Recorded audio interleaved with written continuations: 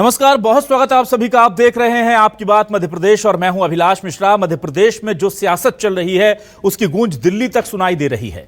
कांग्रेस की राज्यसभा प्रत्याशी मीनाक्षी नटराजन के पर्चा या नामांकन खारिज होने के बाद से अब इस पूरे मामले में कहीं ना कहीं आरोप प्रत्यारोप का दौर शुरू हो चुका है। बीजेपी कह रही है कि कांग्रेस के लोग ही घर के भेदी हैं और ये हमारे ऊपर इल्जाम लगा रहे हैं। कांग्रेस कह रही है कि बीजेपी वोट चोरी के बाद सीधे सीट चोरी पर उतर आई है। तकनीकी लोग, विशेषज्ञ लोग सवाल उठा रहे हैं कि इतनी बड़ी चूक कांग्रेस ने कर कैसे दी। और आम आदमी सवाल पूछ रहा है कि यह चुनाव हारा गया है या हरवाने की साजिश की गई है। बिना कांग्रेसियों के मिले हुए यह तो मुमकिन नहीं लगता। तो क्या कांग्रेस में जानबूझ करके हार की पूरी पटकथा लिखी थी और उसका सूत्रधार बीजेपी को बना दिया, या बीजेपी ने धोखे से कांग्रेस की सीट को छीन लिया, या ये तकनीकी चूक थी, कांग्रेस इसे स्वीकार करना नहीं चाहती इसलिए अब सियासत कर रही है। इसी मुद्दे पर करते हैं आज आपकी बात।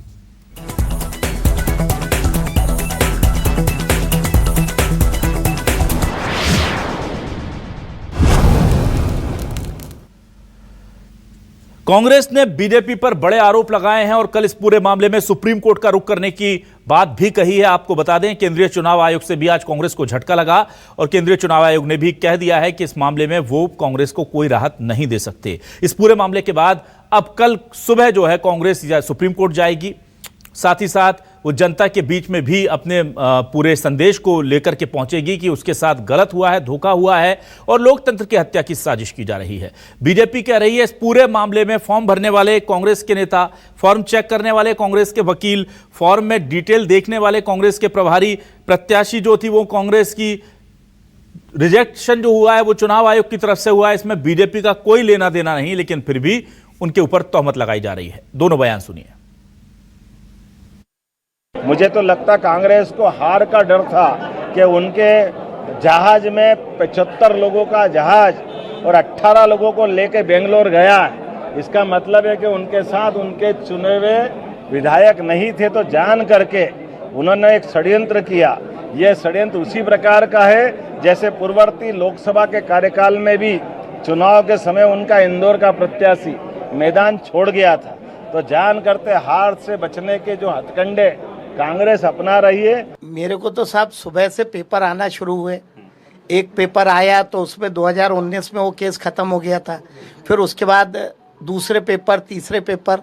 मुझे तो लगातार टैक्सेशन में कहाँ कमी की गई, कहाँ पे कोर्ट के केस का ये हमने जिक्र नहीं किया, सारी जानकारियाँ मुझे कोई ना कोई भेज रहा था और वो मैं अपने प्रतिनिधि के माध्यम से वहाँ पे आपत्ति दर्ज करवा रहा था। हम चुनाव इतनी तैयारी के बाद लड़े तो जीतने के लिए लड़ रहे थे और चुनाव हम जीत भी रहे थे। आप देखिए कि कांग्रेस के सारे लोग 2 दिन की तैयारी के बाद भी उनके 15-20 विधायक गए नहीं, तो कहीं ना कहीं उनमें कमजोरी थी। तो मुझे तो लगता है कि क्यों कमजोरी थी, फार्म में क्यों नाम छोड़ा, शायद हो सकता है प्रत्याशित हार से बचने के लिए हमको किसी ने थोड़ी मदद की हो। चुनाव आयोग का कानून है जिसमें ये खुलासा की उत्तरदायित्व है, उसमें लिखा है स्पष्ट कि आपको सिर्फ वो वाला खुलासा करना है जिसमें अपराध अगर प्रूव हो तो दंड 2 वर्ष से ज्यादा हो और जिसमें चार्जेस फ्रेम हो चुके हो। ये कानून में लिखा है सेक्शन 33A में। प्राथमिक हिस्सा संज्ञान का नहीं हुआ और आरओ ने मान लिया कि ये एक क्रिमिनल केस पेंडिंग है। ये जैसा मैंने कहा 2+2 को 7 लिखने वाली गलती। अब ये राजनीतिक लड़ाई नहीं रही है, देश को बचाने की लड़ाई है। किस तरीके से उस सेवल सम्मान को आपने किस दुरुपयोग किया, इसकी आज तक हिस्ट्री में देश में हुआ ही नहीं, वो कर गए आप लोग। भारतीय जनता पार्टी के अध्यक्ष कहते हैं कागज कहां से आया हमारे पास। अरे अध्यक्ष जी, आपकी बुद्धि पे ताले पड़ गए हैं। लोकतंत्र में ये बाबा साहब अंबेडकर के संविधान को आप मानते हो नहीं मानते हो? इसमें लिखा है नहीं लिखा है कि जिस तरीके से आपने सम्मान को एक अपराध बनाया, ये अपने आप में अपराध है और वो भारतीय जनता पार्टी ने करा। ये सारे विधायक शुक्रवार के दिन हम दिल्ली जाएंगे राष्ट्रपति भवन और राष्ट्रपति के सामने 62 के 62 विधायक इस बात की गुहार लगाएंगे कि हम एक विधायक नहीं है, पूरे 2.5 लाख 3 लाख वोट का प्रतिनिधित्व करते हैं। हमारे वोट के अधिकार की जो दुरुपयोग किया, उसके साथ जो बलात्कार किया, उसके लिए राष्ट्रपति से न्याय मांगेंगे। राजस्थान में भी फॉर्म भरा गया राज्यसभा का। बीजेपी के एक व्यक्ति के खिलाफ एफआईआर थी जिसका फॉर्म में उल्लेख नहीं था, लेकिन उन्हें 1 दिन का टाइम दिया वहाँ के रिटर्निंग ऑफिसर ने। झारखंड में फॉर्म में गलती थी तो उनका फॉर्म होल्ड करके उसे समय दिया गया, लेकिन मध्य प्रदेश में भारतीय जनता पार्टी के एजेंट के रूप में मध्य प्रदेश विधानसभा के सचिव जो रिटर्निंग ऑफिसर है, भारतीय जनता पार्टी का एक कार्यकर्ता बन के, एक हथियार बन के उसने। वहीं इस पूरे मामले को लेकर कांग्रेस के कई नेता अब शब्दों का तक प्रयोग कर गए। जी हां, ऐसे शब्द बोल गए जो आपत्तिजनक हो सकते हैं, जिनको लेकर विवाद हो जाए। बाबू जंडेल जो कांग्रेस के विधायक हैं, उन्होंने मुख्यमंत्री डॉक्टर मोहन यादव को लेकर के बेहद आपत्तिजनक शब्दों का इस्तेमाल कर दिया और विक्रांत भूरिया ने भी कुछ ऐसी बातें कह दी जो कहीं भी एक राजनेता को शोभा नहीं देती। दोनों के बयान सुनिए। ये मीनाक्षी का जो अपमान हुआ, जैसे महाभारत में द्रौपदी का चीरहरण किया, वैसे मीनाक्षी का चीरहरण हुआ। और ये जो 62 योद्धा है, ये पूरी तरह से लड़ाई लड़ने के लिए तैयार है। कल भी रात भर सोते रहे, लड़ाई लड़ते रहे, और ये लड़ाई भोपाल की नई दिल्ली तक होना चाहिए। ये जो इनकी औकात है, ये राजा दिग्विजय सिंह की, जिस राजा ने पंचायती राज दिया और जो एक बहन का, नटराजन का जो फॉर्म रिजेक्ट किया, ये मुख्यमंत्री नहीं है। मैं कांग्रेस के लिए मेरी कुर्बानी देने में तैयार हूं। और अगर आग नहीं लगा सकते तो राजनीति से संन्यास ले लो, तुम्हारे बस की बात नहीं है भाई, तुम्हारे बस की बात नहीं है। जो तप नहीं सकता है, जो लड़ नहीं सकता है, लाठी नहीं खा सकता है, सभी पर संघर्ष नहीं कर सकता है, नेतागिरी उसके लिए नहीं बची है। और आइए अब देखते हैं कि क्या है हमारे आज के सवाल लेकर आ रहे हैं आपके टेलीविजन स्क्रीन पर। सवाल ये रहे आपके सामने, खुले आसमान के नीचे पड़ रहा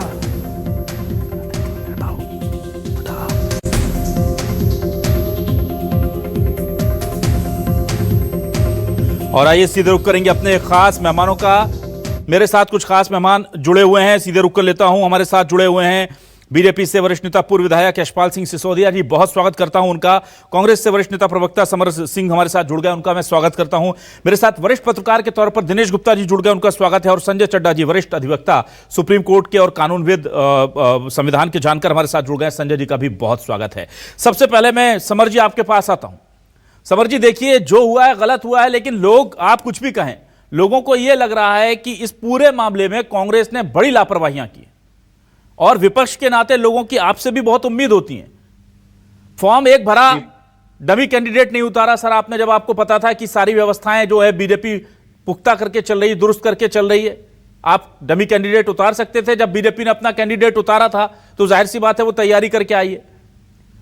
आपने डमी कैंडिडेट नहीं उतारा। जानकारी को लेकर के तकनीकी तौर पर चुनाव के अंदर अमूमन डमी कैंडिडेट्स को उतारने की प्रथा भारत में बिल्कुल नहीं। समर सिंह जी, एक मिनट मैं आपको याद दिला दूं, आपने हरियाणा में चुनाव में उतारा था नहीं है, लेकिन मैं उसको मेरी बात पूरी करने दीजिए। लेकिन कहीं कहीं पर इन चीजों का प्रयोग किया गया है। जहां तक बात है, आप भी इस चीज को मान रहे हैं कि जनता को आज विपक्ष से के तरफ देख रही है अपनी समस्याओं को लेकर। उसी समस्या को उठाने के लिए सुश्री नटराजन जो है वो सदन में जाने वाली थी। लेकिन क्या हुआ, एकाएक कि भारतीय जनता पार्टी जहां पर चुनाव जीत नहीं पाती है या उनको लगता है जीतना संभव नहीं है, वहां पर साम दाम दंड भेद करके और इस प्रकार के षड्यंत्र करके जीतती है। यहाँ पर चूंकि राज्यसभा के चुनाव थे तो यहाँ पर वोट काटे नहीं जा सकते थे, वोट बढ़ाए नहीं जा सकते थे, खुद के एसआईआर नहीं कराया जा सकता था, तो उन्होंने इस प्रकार के हथकंडे को अपनाया। अब दूसरी बात आती है मीनाक्षी नटराजन जी के हलफनामे पे जो उन्होंने नॉमिनेचर पर सबमिट करा है, उसके अंदर नॉमिनेशन के अंदर जो त्रुटि हुई है वो त्रुटि नहीं है। वो अगर आप किसी भी कानूनविद से अगर उसके बारे में बात करें, मेरे साथी वरिष्ठ अधिवक्ता वो बैठे हुए हैं, ये बताएंगे आने वाले समय में कि किस प्रकार से सिर्फ उन्हीं मुकदमों का आपको ब्यौरा देना होता है जिसमें सजा 2 साल से अब से अधिक हो, या फिर आपको ऑलरेडी उसके अंदर कन्विक्ट कर दिया गया है, या फिर माफ कीजिएगा, या फिर उसका फैसला जो है सुरक्षित कर लिया गया हो ना। दोनों ही कंडीशन नहीं होने के बाद में अगर इस प्रकार से होता है तो ये चुनाव छोड़िए, भारतीय जनता पार्टी कांग्रेस छोड़ दीजिए अभी फिलहाल। ये सोचिए कि जिन लोगों ने शहादत दे के इस देश को बनाया, जिस पीढ़ी ने पूरे अपने सर्वस्व निछावर कर दिया, जिन्होंने संविधान का निर्माण करा ये सोचकर कि सबको समानता का अधिकार मिलेगा, आज उनकी आत्मा किस प्रकार से खुद उनको कचोट रही होगी, कि तड़प रही होगी, वो देखकर कि किस प्रकार से उनके देश में इस प्रकार की काम किए जा रहे हैं। समर जी ये ठीक है, ये सैद्धांतिक बातें आप कर रहे हैं, ठीक है। मैं आपसे तकनीकी तौर पर बात कर लेता हूं। आप कह रहे हैं कि नियम विरुद्ध ये हुआ है, इलेक्शन कमीशन को आपने जाकर के वो कानून दिखा देना था। जो बीजेपी दलील दे रही है वो ये कह रही है कि आपको लगता है हमने नहीं दिखाया होगा जी, तो अगर आपने कागज दिखा दिया है, हमने परिमल नाथवानी जी का भी जो केस है लगभग एक जैसा ही है। हाँ। उनको 24 घंटे का समय मिल जाता है, ठीक है। हम विधि के समक्ष समान है ही नहीं। और जिस प्रकार से आज कुछ लोग हैं जो जनता है, कुछ नेता है भारतीय जनता पार्टी के लोग हैं, कुछ हो सकता है मीडिया हाउसेस भी ऐसे हों जो कि इस चीज से खुश हो रहे हैं। ये खुश होने का नहीं, ये दुखी होने का समय है। समर जी, संविधान पे इस प्रकार से आघात होगा। बीजेपी कह रही है, समर जी, बीजेपी कह रही है कि आप ही के लोग जानकारी दे रहे थे। आने वाले समय में जो लोग गटर का पानी पी के मध्य प्रदेश के मर रहे हैं, जो लोग जो है आप अभी इस मुद्दे पर आइए समर जी, क्योंकि ये कांग्रेस का नुकसान नहीं है, ये पूरे मध्य प्रदेश की जनता का नुकसान है कि अगर आपके पास एक सीट जनता ने दे रखे थे इतने विधायक, और अगर आप उसको एग्जीक्यूट नहीं कर पा रहे हैं तो आप भी दोषी हैं उस पूरे मामले में। मुझे ये बताइए कि जब बीजेपी कह रही है कि आप लोगों के लोग ही उनको बता रहे थे, और एक मामला नहीं है ना, कितने मामले, अक्षय कांति बम चले गए उधर बीजेपी में, आप कह रहे हैं चलिए लालच लेकर के चले गए। इससे पहले छतरपुर में हुआ था, उससे पहले लगातार ऐसे मामले आ रहे हैं जहां ऐसा लग रहा है कि कांग्रेस चाहती नहीं कि संजीदगी से चुनाव लड़ा जाए। अभिलाष जी, विपक्ष को कम से कम चुनाव लड़ने का नहीं तो बोलने का मौका मिले कि 17 साल पुराने एक मुकदमे के अंदर धाराएं बढ़ा दी जाती है अक्षय कांति बम की। अक्षय कांति बम को प्रेशराइज नहीं किया ऐसा तो नहीं बोल सकते। गाड़ी में बिठा के 2 रंगा बिल्ला पास में बीच में बिठा के घुमा रहे हैं, वीडियो बना रहे हैं, और क्या नहीं, डर, धमकियां, ईडी, सीबीआई, उसके बाद में प्रलोभन, ये सब चीज करके तो भारतीय जनता पार्टी जीती। यही तो हम भी कह रहे हैं। अच्छा, और ये नुकसान देखिए, ये नुकसान जितना भारतीय कांग्रेस पार्टी का है, मैं मानता हूं कि उससे ज्यादा मुकेश मल्होत्रा जी के मामले में भी सेम चीजें हुई। जीता जिताया विधायक आपका माननीय कोर्ट ने हटा दिया, ये कहते हुए कि आपराधिक मामले छिपाए थे आपने अपने नामांकन। आदमी इस देश के अंदर ऐसा भी है जिसने ये नहीं बताया कि उसकी बीवी भी है, जिसने ये नहीं बताया कि वो शादीशुदा है, जिसने ये नहीं बताया कि उसकी एजुकेशन क्या है।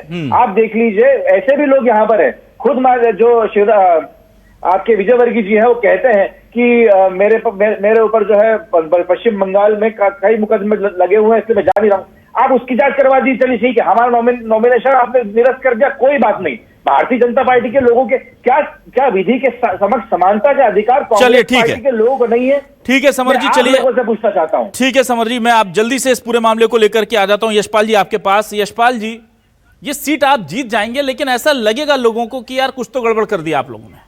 और ये बात सही है, जब आपने तीसरा कैंडिडेट उतारा था तभी ये तय हो गया था कि आप खेला करने वाले हैं, क्योंकि बिना नंबर के आप तो जब मेरे पुराने डिबेट निकाल करके पूरे पुराने प्रोग्राम मेरे देख लीजिए, मैंने ये कहा था कि बीजेपी ने बिना नंबर के अगर तीसरा कैंडिडेट उतारा है तो उसका मतलब यह है कि कैंडिडेट लाने की तैयारी है या कोई और रास्ता चुन लिया गया है। तो सर ऐसे जरूरत क्या थी इसकी, बेवजह बात बढ़ाने की जरूरत क्या थी, मुझे ये समझ नहीं आया। अभिलाष जी, मैं आपकी बात पर भी आऊंगा, लेकिन आज हम न्यूज 24 पे तमाम पाठकों को जानकारी देने के लिए आपने डिबेट का विषय बनाया है। कांग्रेस अपनी बात कर रही है, आपने विषय चढ़ा, हम हमारी बात करेंगे। देखिए, हैदराबाद के मेट्रोपोलियन मजिस्ट्रेट के यहाँ 20 अगस्त 2025 से श्री लता के द्वारा लगाया गया एक प्रकरण लंबित था, और उसके अंतर्गत आरोपी क्रमांक 4 सुश्री मीनाक्षी नटराजन थी। 17 सितंबर 2025 को कोर्ट में हाजिर होने का नोटिस भेजा गया। 24 अक्टूबर को वकील ने जवाब दिया कि वह निर्दोष है। 27 नवंबर 25 को कोर्ट ने उनका आवेदन खारिज कर दिया। मैं कहना चाहूंगा अभिलाष जी की न्यायालय ने संज्ञान में लेकर के यदि आरोपी को समन जारी कर दिया और समन के बदले में मीनाक्षी नटराजन के वकील ने जवाब भी दे दिया, तो मैं कहना चाहूंगा कि चूंकि मामला चल रहा है, इसलिए यह भी लंबित आपराधिक प्रकरण की श्रेणी में आता है। ये माननीय संजय जी चड्डा जी वकील साहब विराजित हैं, उसको विस्तार से बताएंगे। देखिए अभिलाष जी, मैं ये भी कहना चाहूंगा कि आरओ जो था रिटर्निंग अफसर, उसके साथ में भारत निर्वाचन आयोग के ऑब्जर्वर श्री झा भी मौजूद थे और श्री झा की देखरेख में चुनाव संपन्न हुआ। जेपी घनोपिया जी का स्टेटमेंट मैंने सुना है अभिलाष जी, जिनमें उन्होंने कहा कि मीनाक्षी नटराजन ने मुझे बताया ही नहीं, तो मैं काहे को फॉरम में लिखूंगा कि इनका कोई प्रकरण हैदराबाद में चल रहा है।